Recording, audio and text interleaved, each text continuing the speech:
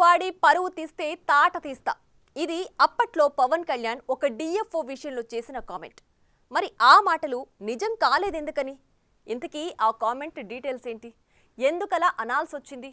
ప్రస్తుతం డీసీఎం ఆదేశాలు ఎక్కడి వరకు వచ్చాయి? ఉప ముఖ్యమంత్రి ఉగ్రరూపం వెనక దాగిన ఆగ్రహం ఎలాంటిది?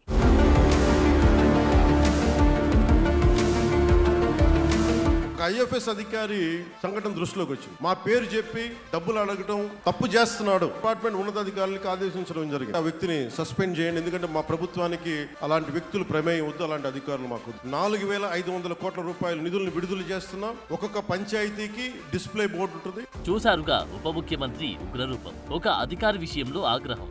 ఏదో ఫ్లోలో ఒక మాట అన్నారు, అంతేగా అని లైట్ తీసుకోవడానికి లేదట.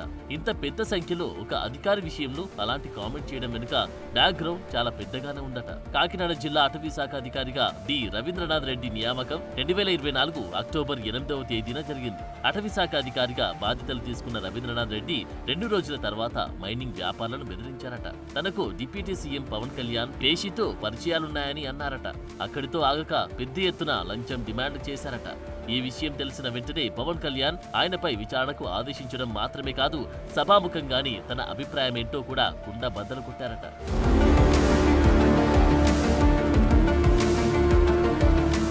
ఐఎఫ్ఎస్ అధికారి సంఘటన దృష్టిలోకి వచ్చింది. మా పేరు చెప్పి డబ్బులు అడగటం తప్పు చేస్తున్నాడు. డిపార్ట్మెంట్ ఉన్నతాధికారులకు ఆదేశించడం జరిగింది. ఆ వ్యక్తిని సస్పెండ్ చేయండి, ఎందుకంటే మా ప్రభుత్వానికి అలాంటి వ్యక్తులు ప్రమేయం వద్దు, అలాంటి అధికారులు మాకు. 4,500 కోట్ల రూపాయల నిధులను విడుదల చేస్తున్నాం. ఒక్కొక్క పంచాయతీకి డిస్ప్లే బోర్డు ఉంటుంది. ఉప ముఖ్యమంత్రి స్థాయిలో పవన్ ఇంత పెద్ద ఎత్తున విచారణకు ఆదేశాలు జారీ చేసిన రవీంద్రనాథ్ రెడ్డి డిఎఫ్ఓగా యథేచ్ఛగా కొనసాగుతున్నారట.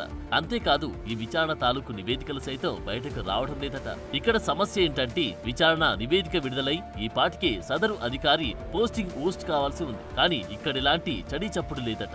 దీన్ని బట్టి ఈ ఆఫీసర్కి డీసీఎం పేషీలో పరిచయాలున్నట్లేనా అంటూ కొందరు సిబ్బంది మాట్లాడుకుంటున్నారట.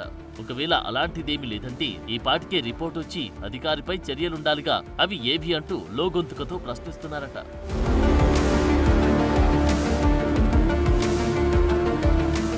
ఐఎఫ్ఎస్ అధికారి సంఘటన దృష్టిలోకి వచ్చింది. మా పేరు చెప్పి డబ్బులు అడగటం తప్పు చేస్తున్నాడు. డిపార్ట్మెంట్ ఉన్నతాధికారులకు ఆదేశించడం జరిగింది. ఆ వ్యక్తిని సస్పెండ్ చేయండి, ఎందుకంటే మా ప్రభుత్వానికి అలాంటి వ్యక్తులు ప్రమేయం వద్దు, అలాంటి అధికారులు మాకు. 4,500 కోట్ల రూపాయల నిధులను విడుదల చేస్తున్నాం. ఒక్కొక్క పంచాయతీకి డిస్ప్లే బోర్డు ఉంటుంది. డిఎఫ్ఓ వచ్చిన 2 రోజులకి లంచాల ఫిర్యాదు వచ్చింది. సరే, ఇలాంటి అధికారులు మన ప్రభుత్వంలో, మరీ ముఖ్యంగా మన అటవీ శాఖలో ఉండొద్దని ఆ శాఖ మంత్రి కూడా అయిన పవన్ కళ్యాణ్ భీకర కామెంట్ చేశారు. బాగానే ఉంది. మరి ఆ ఫిర్యాదు ఎవరికి వచ్చింది? ఆ అధికారిపై చర్యలు తీసుకోమని ఎవరిని ఆదేశించారు? ఒకవేళ అదే జరిగి ఉంటే ఆ అధికారి ఇంకా విధుల్లో ఎలా కొనసాగుతున్నారు? ఇదే ఇప్పుడు అటవీ శాఖ వ్యాప్తంగా చర్చ సాగుతుందట.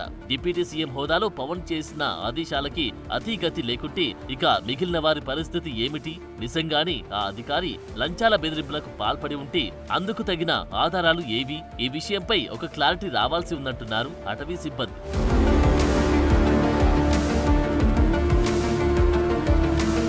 అప్పట్లో పవన్ చేసిన కామెంట్లను రవీంద్రనాథ్ రెడ్డి ఫోటోలను లింక్ చేస్తూ సోషల్ మీడియాలో పోస్ట్ చేస్తున్నారట కొందరు. మనల్ని ఎవర్రా ఆపుతుందంటూ ట్రోల్ చేస్తున్నారట. గతంలో రాష్ట్ర స్థాయిలో ఎంతో కీలకంగా ఉన్న అధికారులను నిమిషాల్లో మార్చేసిన పవన్ కళ్యాణ్ తన శాఖ వరకు వచ్చేసరికి ఎందుకు జాప్యం చేస్తున్నారో అర్థం కావడం లేదని ఆయన పనిచేస్తున్న కార్యాలయంలోనే గుసగుసలు వినిపిస్తున్నాయట. పవన్ ఆదేశాలను బేఖాతరు చేస్తున్నదెవరు? రవీంద్రనాథ్ రెడ్డి విషయంలో ఏం జరిగింది అన్నది చర్చనీయాంశంగా మారింది. కొందరు చెబుతున్న దాన్ని బట్టి చూస్తే ఈ వ్యవహారంలో భారీ ఎత్తున నగదు చేతులు మారినట్టు భావిస్తున్నారు. అది కాకుంటే ఇటు ఫారెస్ట్ డిపార్ట్మెంట్ లో కానీ, అటు సెక్రటేరియట్ లో కానీ సీనియర్ అధికారుల ద్వారా రవీంద్రనాథ్ రెడ్డి చక్రం తిప్పి ఉండొచ్చని చెప్పుకుంటున్నారు. అవినీతి మాటే వద్దంటున్న పవన్ కళ్యాణ్ నిర్వహించే శాఖలోనే ఇలాంటి అధికారులుంటే వారిని ఏరిపారేయడంలో ఇంత ఆలస్యమేంటి? ఒక శాఖ మంత్రి సభాముఖంగా చెప్పిన మాటను సంబంధిత అధికారులు లెక్కలోకి తీసుకోవడం లేదు, కారణమేంటి? ప్రజల్లోకి ఇదెలాంటి సంకేతాలను తీసుకెళ్తుంది అన్నది చర్చనీయాంశంగా మారిందట.